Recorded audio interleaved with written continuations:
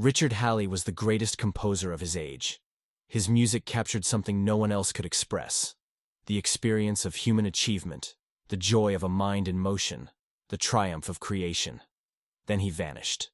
His final work, the Concerto of Deliverance, was performed once and never heard again. Until now.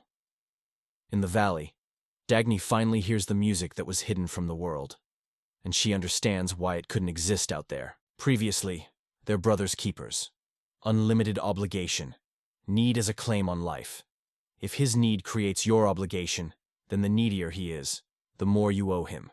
We saw brotherhood pushed to its logical conclusion, and it looked like slavery. Welcome back to Atlas Shrugged.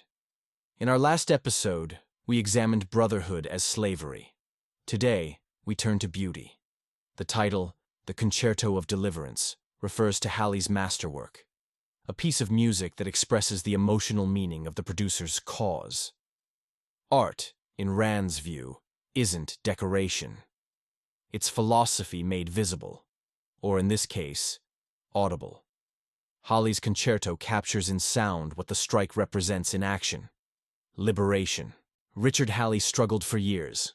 Critics dismissed his work. Audiences ignored it. He wrote for decades without recognition. Then, finally, he succeeded. His opera was performed, and the audience erupted in applause. They loved him at last, and he quit. Why? Because of what the applause meant. They weren't celebrating his achievement. They were celebrating their own generosity in finally approving him. They thought they had given him success. They thought their acceptance was a gift. Halley rejected that premise.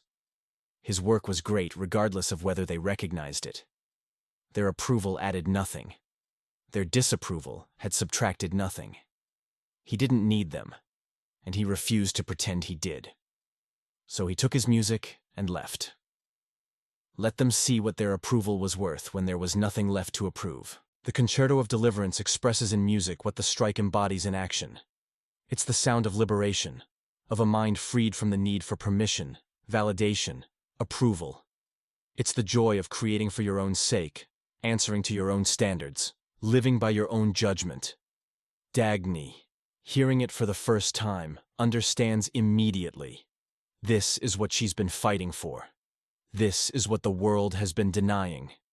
This is what the looters cannot comprehend. The concerto doesn't ask for approval, it doesn't apologize. It doesn't seek consensus, it simply exists.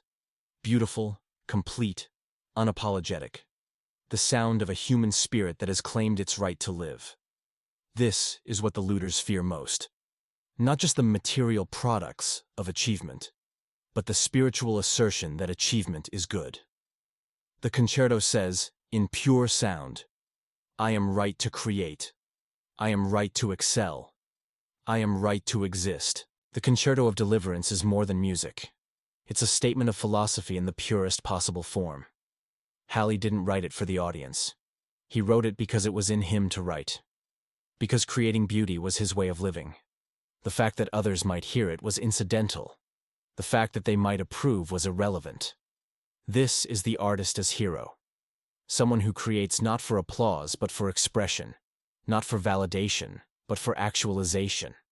Someone who would write the same music whether the world cheered or condemned it. The valley is full of such people.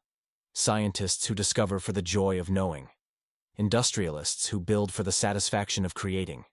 Artists who compose for the experience of beauty. They've been delivered, not by anyone else, but by themselves. They've claimed their own lives, their own work, their own joy. The Concerto of Deliverance is their anthem. See you in the next episode.